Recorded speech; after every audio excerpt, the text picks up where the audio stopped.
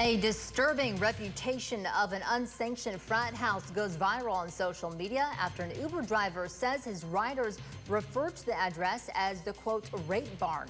Coming up, we talked with the men who live there about the reputation. And I'm going to do what I'm going to do. Okay, well, you can... Do not, look, I have brittle bones, I have leukemia. Take your hands off me. Come on. Take your... A neighbor blocking a Shasta County Sheriff's deputy as a disabled couple is asked to evict. We got the facts about why it's happening and what that couple is going to do next. Plus, Reading boy Preston Sharp is back in the North State after a whirlwind trip to Washington, D.C. to meet President Trump. Coming up, he shares his once-in-a-lifetime story. This is KRCR News Channel 7 at 5:30. You're watching KRCR News Channel 7 at 5:30. Get the facts right. Chico State Fraternity is reacting to a viral social media post suggesting it allows sexual assault to go unchecked on its property. Good evening and thanks for joining us. I'm Brent Weber. And I'm Allison Woods. This is the Facebook post. An Uber driver who asked us not to share his name posted about a group of passengers saying they needed to go to what they called the rape barn. The driver wrote, quote, "I asked them to clarify what they just told me, and sure enough, they said it was called the rape barn." They explained that girls usually get raped there, as they do at a lot of the CSU Chico fraternities, like it was no big deal. The post has been shared hundreds of times, which is when it caught our attention. We sent KRCR News Channel 7's Taylor Torgano to figure out what is true and what isn't. And she's live in our Chico newsroom with what she found out. Taylor. Good evening, Allison. You might have seen this house. It's on 3rd and Hazel and looks like an actual barn. Today I spoke with the men who live there, Chico Police and Chico State, about these allegations. Here's what they had to say.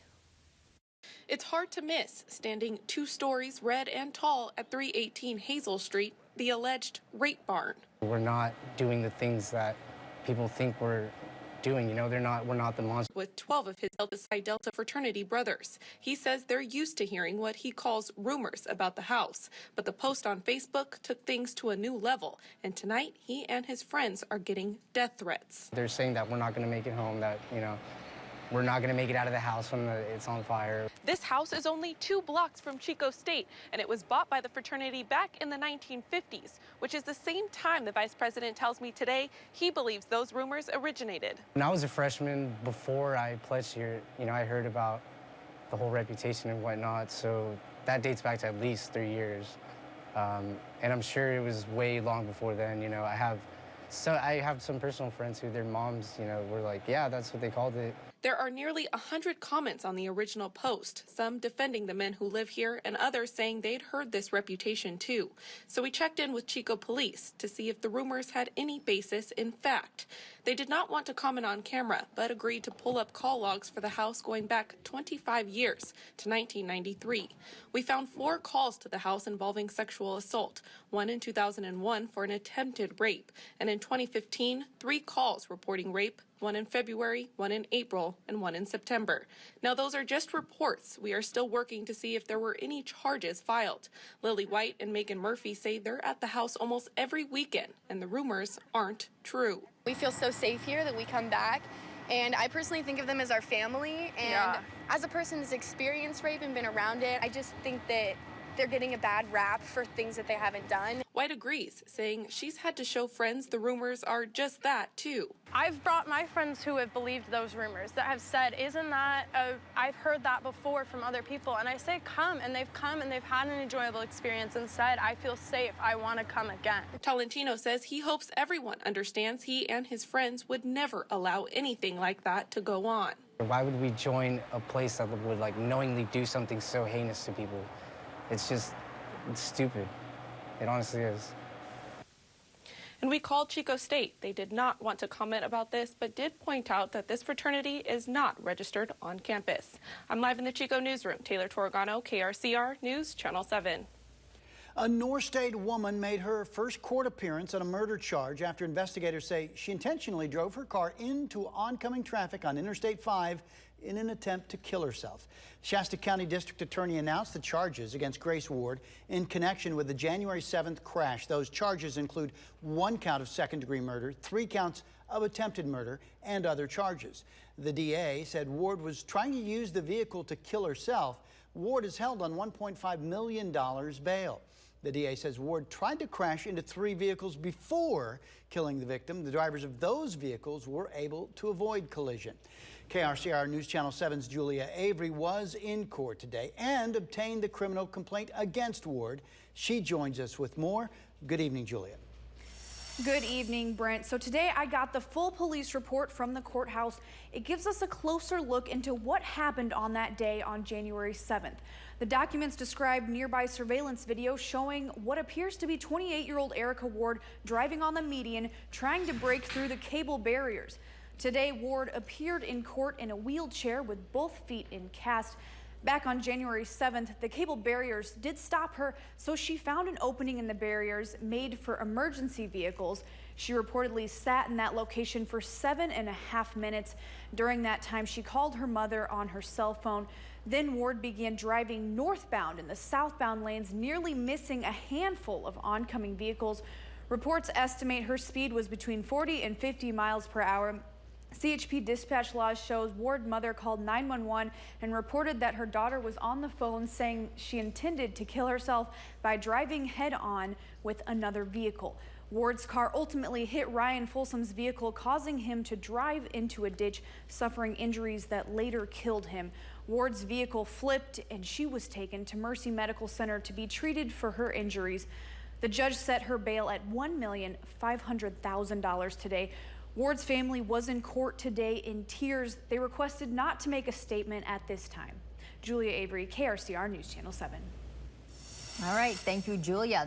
A warm start to kick off the month with record-breaking highs. We're looking live tonight over Reading from our Mercy Medical Skycam. Meteorologist Rob Elvington joins us with more on how long this is going to stick around. Good evening, Rob.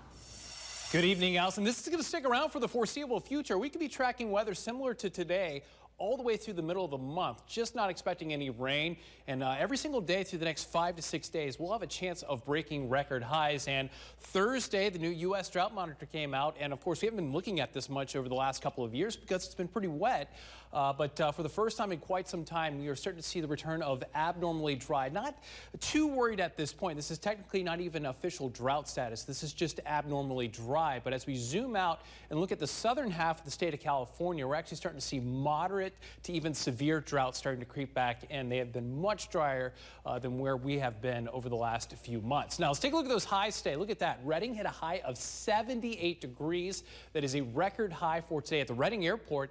Beat the old record by 6 degrees, and the old city site beat it by a degree. Red Bluff, you also broke a record high today, as well as Mount Shasta City. Again, the normal highs for this date for the valley, 57 degrees. So Reading was 21 degrees above that. A little bit cooler for Butte County. Chico still managed to hit 70, 66 in Oroville, 62 in Gridley. Paradise, you broke a record high today with a new record high of 72 degrees. Back to you. All right, thank you very much, Rob. An elderly couple in Reading evicted from their home this evening. It caused a stir early this morning where friends and neighbors got involved trying to delay the couple from being kicked out.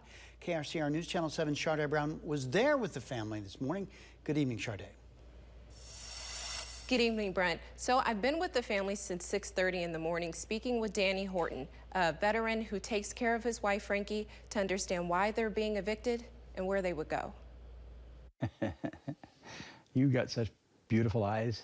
Every time you smile. This is Danny Horton. He's 71 years old and a veteran that lives in Reading with his wife, Frankie, who is disabled. They've been married 52 years, born in the same hospital by the same doctor, according to Danny. Danny and Frankie were evicted today because he didn't submit required paperwork on time with the Reading Housing Authority. Reading Housing Authority terminated the agreement. Horton has been late with rent payments with the property management Knox Realty. Danny says there were efforts made at last minute to help them stay in their home, but he understands why the management decided not to move forward. we've got all this money together from all these agencies that are going to handle this. Yeah. They said, well, we just don't want to.